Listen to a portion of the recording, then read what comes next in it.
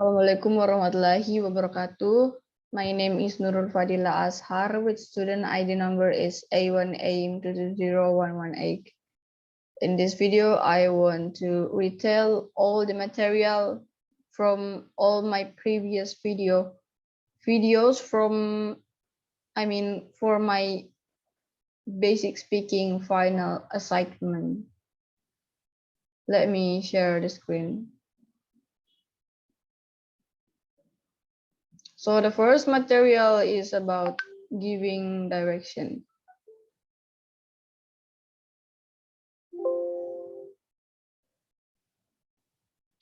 Foreigners visiting your city might ask you directions, or someone come to you and ask for directions or an address.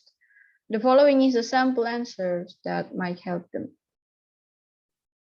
How to give directions to somebody else. For example, you can say, go straight on till you see the hospital, then turn left. Turn back. You have gone past the turning. Turn left when you see a roundabout.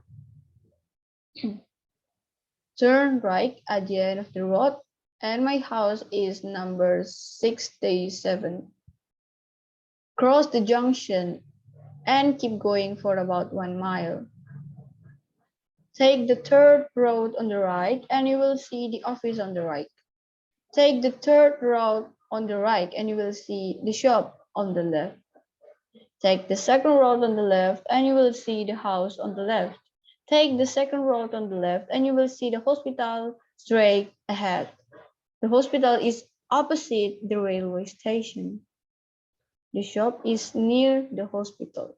More examples. The house is next to the local cricket ground.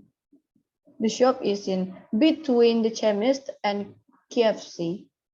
At the end of the road, you will see a roundabout. At the corner of the road, you will see a red building. Just around the corner in my house, you will need to stop quickly or you will miss it. Go straight on the traffic lights. Turn right at the crossroads. Follow the signpost for Manchester. Giving directions conversation. When giving directions to someone, is it best to use short basic English sentences? Speak slowly when talking to the other person and spell out words if they don't understand, and if possible, draw a map. Please tell me how I get to your apartment. Are you coming by car or by bus? I am coming by car. Please could you tell me the easiest way of getting to your apartment? Take the M6 to Manchester and come up at junction 6. Manchester, and can you spell that for me? Well, Manchester.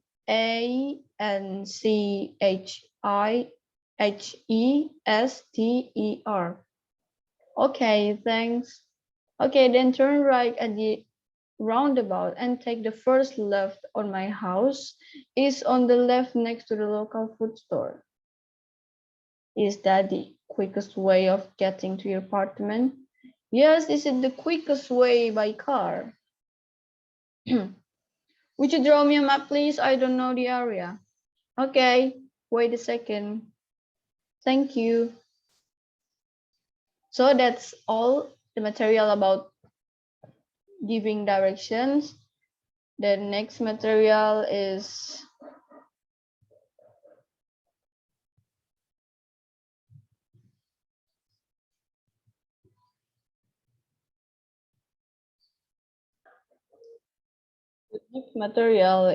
about asking for opinion.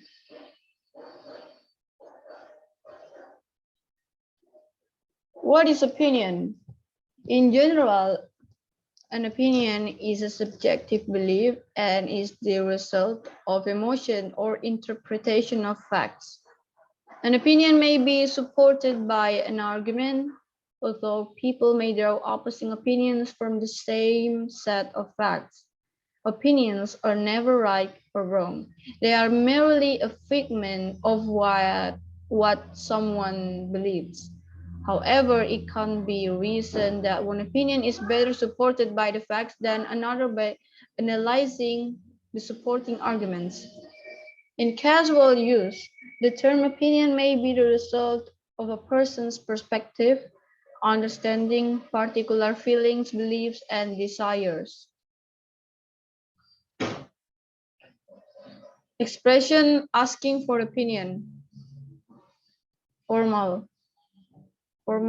Informal way you can say, have you got any comments on? Do you have any idea? Do you have any opinion on? Would you give me your opinion on? What is your reaction to? What is your opinion about? What are you feeling about? What are your views on? Please give me your frank opinion. And in an informal way, you can say, what do you think of? What do you think about? What is your opinion? What do they behave like that? Do you think it's going? How do you like? How was the trip? How do you think of Raina's of or somebody's idea? And how do you feel about this decision? The dialogue example. What do you think of my new house? It is beautiful, I think. Oh, you have many novels in your new house. Yes, some. I like Andrea Hirata's novels. How do you feel about Andrea Hirata's novels? I feel they are great novels. Yes, you're right. I think, is it going to rain? I don't think so. Look outside at the sky. It's so clear. No clouds there. But I watched the weather forecast yesterday. It said that today it's going rain. Okay, I gotta go. Mr. Zhu, see you. That's material about asking for opinion.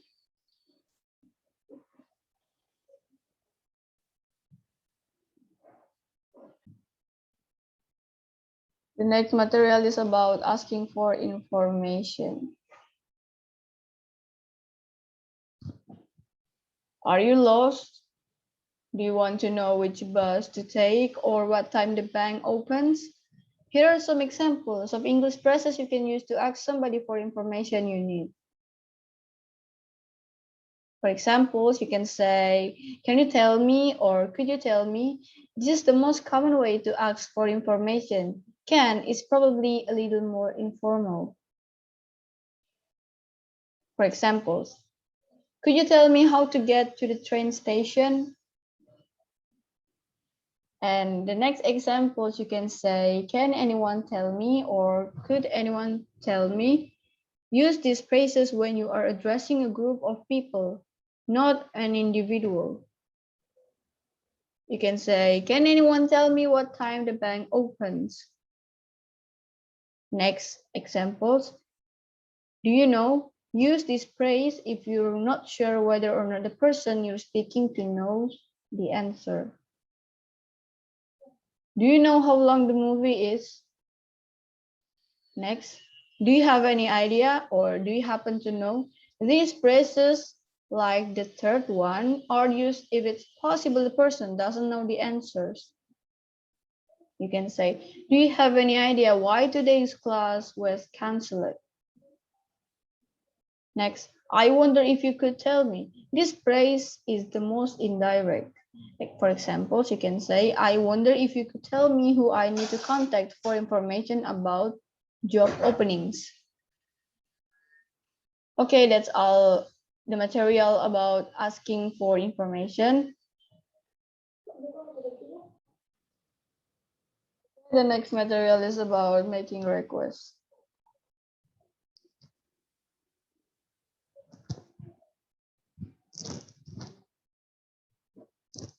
What is a request? When we make a request, we ask someone or something, or we ask someone to do something. Making requests Asking someone to do something for you, for example, you can say, could you open the door for me, please? Would you mind opening the door for me, please? Or can you open the door for me, please? Making a request, asking if you can do something. For example, you can say, can I use your computer, please? Could I borrow some money from you, please? Do you mind if I turn up the heating? And would you mind if I turned up the heating? Offering to do something for another person. For example, you can say, can I help you? Shall I open the window for you? Would you like another coffee? Would you like me to answer the phone? And I will do the photocopying if you like. Responding to offers. If someone say, can I help you? We can say, yes, please. I'd like to know what time the train leaves. Can I help you? No, thanks. I'm just looking, blah, blah, blah, in a shop. You can say this if you are denying someone's offers. Shall I open the window for you? Yes, please. That will be very kind of you. Would you like another coffee? No, thanks, or no, thank you. Would you like another coffee? Yes, please. That will be lovely. Or yes, please. I'd love one. Dialect practice. Hello, Lauren. I've heard you are keeping the minutes of our meetings. Am I mistaken? No, you're right. They are all stored on a computer. Great. I was wondering if you could send them to me via email. I got an order to examine the minutes of the last 3 months thoroughly and make some conclusion about our progress. Yes, of course. I am glad to hear our boss is finally doing an evaluation. Yes, it was about the time. Thank you, Lauren. And there's no rush. You don't have to do it immediately, but I would appreciate it if you could send them by the end of the day so I can start working on that tomorrow morning. Sure thing. I will send them right away so I don't forget about it. Thanks a lot, actually. Now that I think of it, would it be too much to ask for a printed copy as well? Of course not. It will only take a couple of minutes. So that's all the material about making requests. Let's go to the next material. The next material is about procedural text.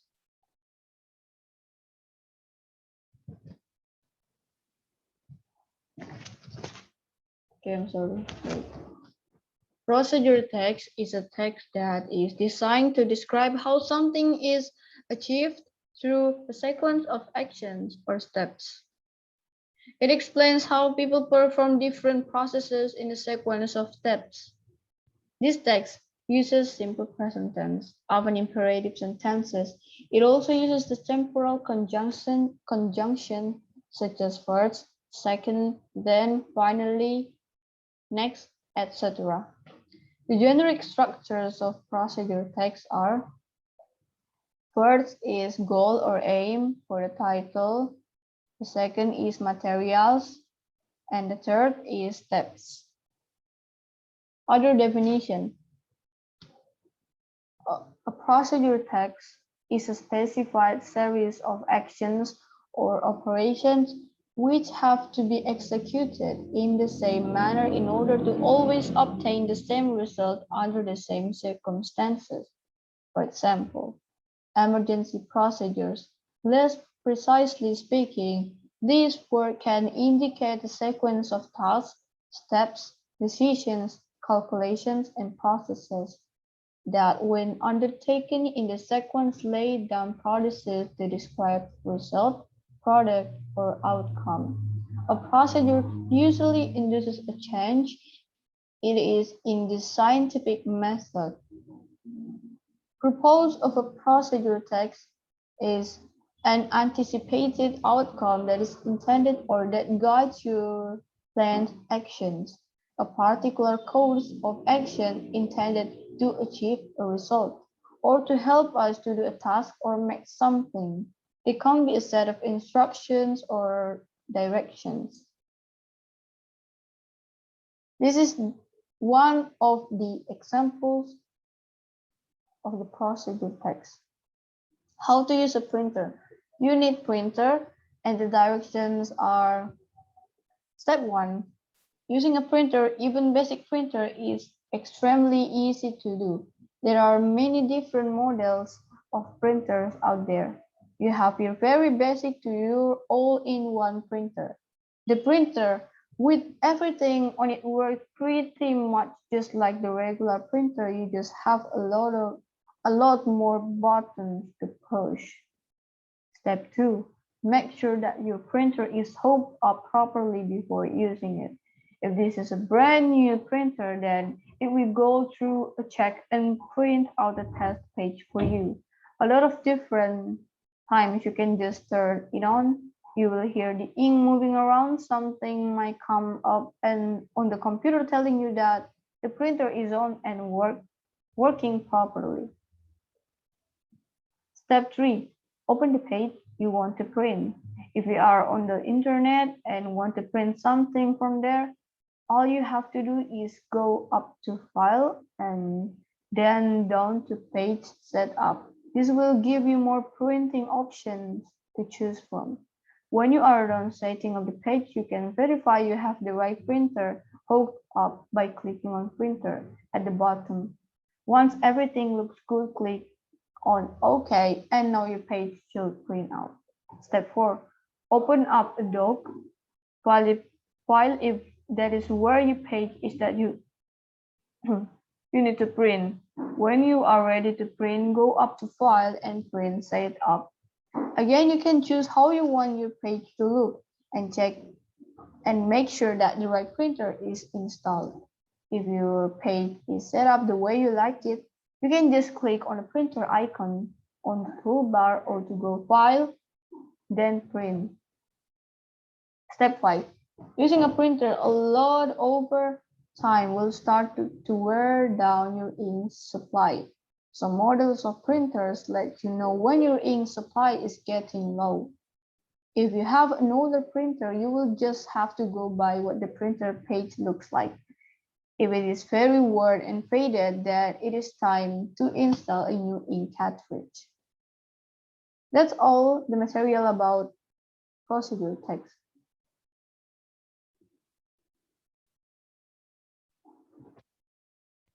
Here we are on the last material is about interest.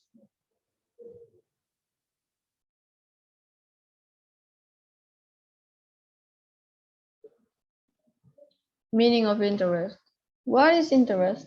An interest is a subjective attitude motivating a person to perform a certain task. It affords pleasure and satisfaction. It results in curiosity towards the object of interest, enthusiasm to be attached to the object, strength of will to face difficulties while engaged in a task of one's interest, a definite change in behavior in the presence of the object characterized by attention and concentration. Various definitions of interest. Guidance experts make a further explanation of interest from the guidance point of view. John states, interest is a feeling of likening associated with a reaction, neither actual or imagined, to a specific thing or situation. And Bingham defines, interest is a tendency to become absorbed in an experience and continue it, while an aversion is a tendency to turn away from it from something else.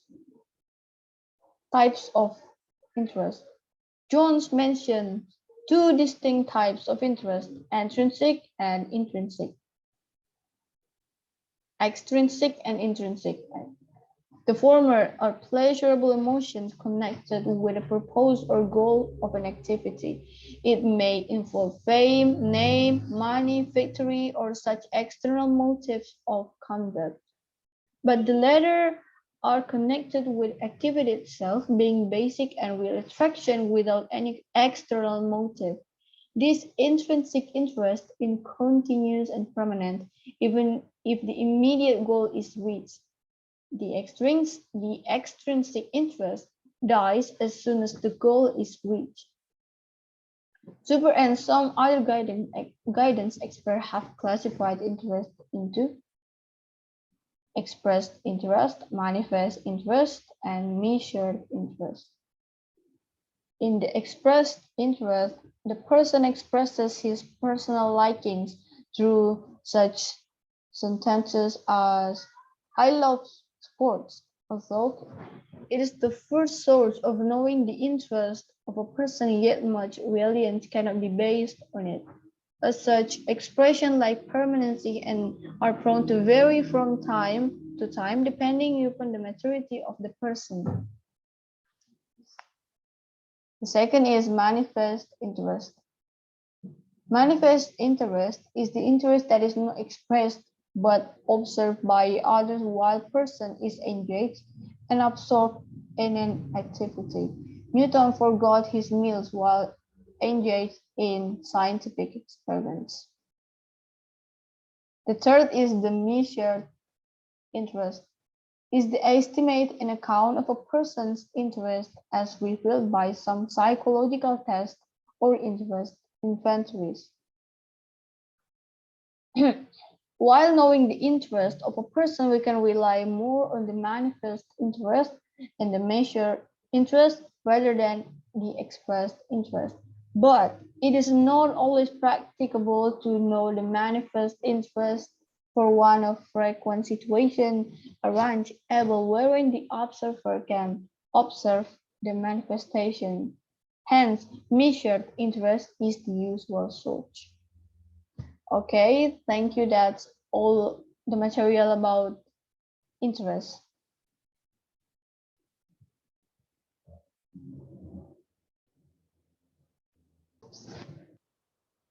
Well, that's all the retail material, all the materials for my final segment of basic speaking. Thank you for watching and wassalamualaikum warahmatullahi wabarakatuh.